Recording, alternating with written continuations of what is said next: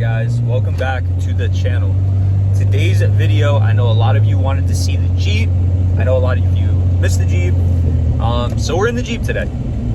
Today's video, we are going to go over I was originally supposed to be the top #1 mod you could do for a lifted Jeep. Obviously this is my opinion, but you guys, you know, I put a post up and you guys commented a lot, and I decided to go and do the top 5 mods you can do to a lifted Jeep. Now this is gonna be mostly about drivability, usability, stuff like that, just to make your Jeep better. This is assuming you already have a lift kit, just pretty much how you can make it better. So let's hop right into this. I'm gonna pull up over here, we're gonna get outside, we're gonna look at the Jeep, and I'm gonna go over with you guys some of the stuff that I have. I'm not gonna mention anything that I don't have on my Jeep because that's not really a good comparison. So to just be stuff that I have. So I'm gonna get pulled over here and we're going to discuss this. All right guys, so we have the WJ behind me. Now, I've owned this Jeep for about 10 years, 10 long years. We've been through 2 engines, we're on number 3. It had a new trans when I got it, you know, everything like that. We've been through a lot with this Jeep. So I'm pretty experienced with the WJ platform. I'm also pretty experienced with the XJ platform. I worked on a ton of them. I have a lot of experience with them. So I do know, you know, what makes these things drive right, especially when they're lifted. So, you know, take my advice if you may, but I'm gonna try to steer you guys in a very, very good direction because it is winter time, and I know some of you are gonna be looking to modify your Jeeps. Some of you are gonna be looking to upgrade your Jeeps, whatever the case may be. So I'm gonna try to steer you in the right way here. And yeah. So let's take a look at my Jeep, see what I have on it, and we'll get 5 mods that I believe are the best for a lifted Jeep. Lifted Jeep, not a stock Jeep, a lifted Jeep. All right guys, so I'm gonna start off by saying these are great vehicles. I think you guys already know that. This has the 4-liter in it, not the 4.7, but both of them are pretty decent. The 4.7 does have a little bit of issues, you know, that you'll run into, but yeah. So the first thing that I'm gonna say is if you're running anything bigger than a 31-inch tall tire, I highly recommend re-gearing your front and rear diffs. The reason for that, especially with the 4-liter, the inline 6, the 4.7 is not as bad, but it can still benefit from it. So the reason I say to re-gear your diffs is because these things, as soon as you put like a 33 on it or a heavy wheel tire, these things get very, very slow. Like so slow to the point that if you're driving down the highway, it's hard to maintain, you know, your 70 miles an hour, 80 miles an hour. Very, very hard. As soon as you hit one hill, you got to floor the Jeep. And to be honest with you guys, you might think it's counterproductive, but actually doing gears on these things with bigger tires will actually get some of your gas mileage back. It won't get all of it back, but it will help, and it will get most of the gas mileage back. It will get most of your power back also. So keep that in mind. And yeah, that would be #1 to me.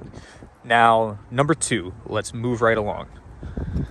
#2, I'm gonna have to say is, I mean, I listened to your guys' comments, and a lot of you were 100% correct, would be adjustable control arms. Now, me personally, if you're doing anything over like a 3 to 4 inch lift, I would only do long arms front and back. They don't drive good with short arms at those heights. The arm, you got to think of the radius of the arm. It's too far up and down. So when you hit bumps, it kind of shocks it. It doesn't pivot like it should. So when you go to a long arm, if you see how flat my control arm is right there, it's nice and flat. So when you hit bumps, it's going to move up and down freely. It's not going to bind, anything like that. The same thing in the back. It just gives you a lot better of a ride. and you get a lot more flexibility and everything too if you off-road your Jeeps. Very, very good idea to go long arms. Spend the extra money, guys. I went through probably 3 or 4 short arm lifts on this Jeep, and none of them satisfied me. I tried all different companies, and nothing really made me go, oh my God, like these are great. So I would go long arms. You can go cheap with them. I have Rough Country long arms. I really don't have any issues with them. I had a couple joints wear out here and there, but Rough Country is a pretty good company to work with, and they will warranty your joints. So just keep that in mind. But let's move on to number 3. So number 3, guys, I'm gonna have to say is an adjustable track bar. Let me get up under here. That is the black bar there, not the blue steering bars that I have there, but the black bar. Now it is adjustable at the end on the passenger side down there. Now the reason you would want something like that is a lot of these lift companies offer a fixed track bar, and your axle is gonna be off left to right. If you reuse the stock track bar, your axle is going to be way pushed over, and that's the last thing you want. It's going to crab walk down the road. If you guys have ever seen a pickup truck that is not like straight, it crab walks down the highway, and it looks really, really funny. So keep that in mind. You want to get all your specs in spec here. Like, you want the wheels true front to back. You want this thing to drive good. That's going to help your alignment out a ton, everything like that. So that is definitely something I would highly recommend. This Jeep in front of you has a JKS adjustable track bar, which I think is probably one of the best on the market, in my personal opinion. I've been through a couple adjustable track bars. I've also been through a couple fixed track bars. But if you're going over a Budget Boost lift, which is a 2-inch spacer lift, I highly recommend an adjustable track bar. Very, very good to have. So just keep that in mind. Let's move on to number 4. All right, so number 4. Number 4 is going to be for the guys that off-road their Jeeps. Now, I used to off-road this Jeep a lot. Nowadays, I kind of like to keep it nice. So, I mean, I know you guys are probably gonna hate on this, but it's kind of a pavement princess now. I would still take it off-road. Like, if somebody called me and they were like, hey, I'm stuck, I need help, I would go get them. You know, I'm not gonna not take it, but I'm not taking it just to like go sink it in mud and stuff like that. I don't want to destroy the Jeep, guys. So just keep that in mind. But this is for guys that off-road their Jeeps. Highly recommend upgrading your steering bars. So as you can see, this one down here and the one that goes up to the pivot arm, these are 1-ton steering bars. They have 1-ton tie rods. The bar is very, very thick. It's dome wall tubing. It's like double thickness dome wall tubing. Now, the reason I say that you want to upgrade the steering is mainly because I noticed a lot of the time when I would take this thing off-road, I would come out with the stock bars bent, and my alignment would be all over the place. My toe would be out, my steering wheel would be crooked. It's just the nature of the thin bars that these things come with stock. Now, keep in mind too, even if you don't off-road your Jeep, you can benefit from this with a big tire, because the tie rods will not wear out as fast. I have never replaced these tie rods since the day I put them on, and they have a ton of miles on them. So I was going through stock tie rods like nothing. You know, these wheels are 130 pounds just on the nose. That's not even saying the back. So they're very, very heavy. And the last thing you want to do is be wearing tie rods out and always have to replace them, always have to redo your alignment. See, now I have no issues with bending that bar, 0 issues. And I've hit some big potholes. I've off-roaded it with these bars, never have an issue. So that is definitely something I would highly recommend. Let's get to the last one now, number 5. Number 5 is going to be, now this right here, what I'm about to tell you guys, this is going to highly pertain to me personally, and I will tell you guys exactly why this will pertain to me after I mention it.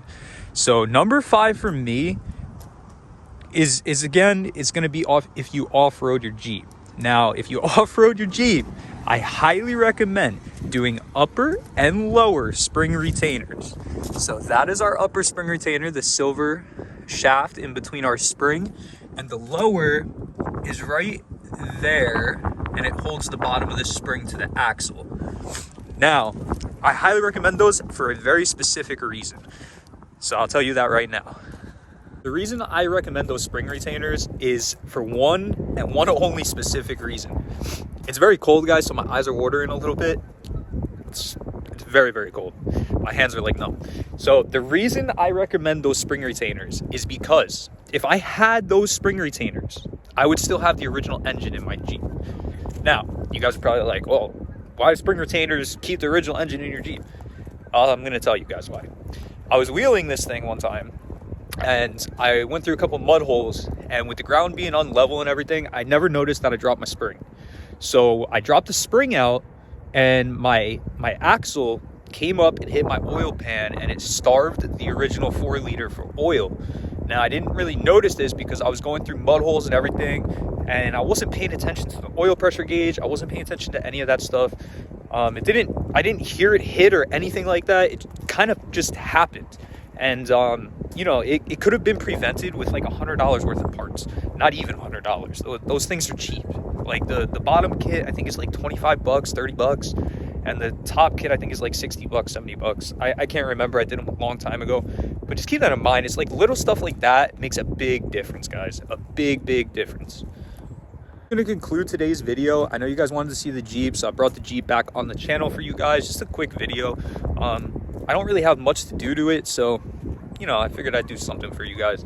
But we are 29 subscribers away from the goal of 1K.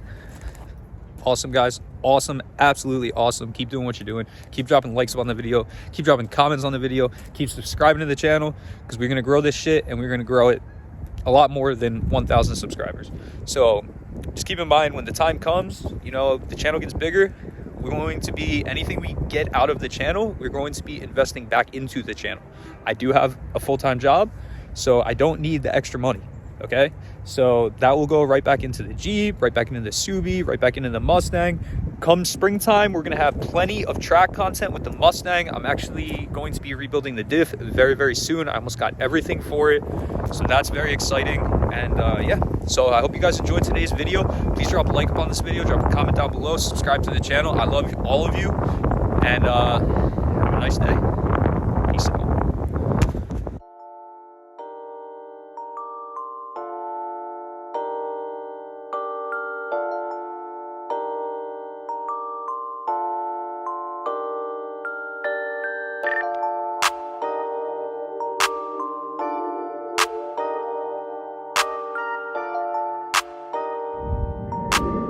Hi, Zach. Truth or dare?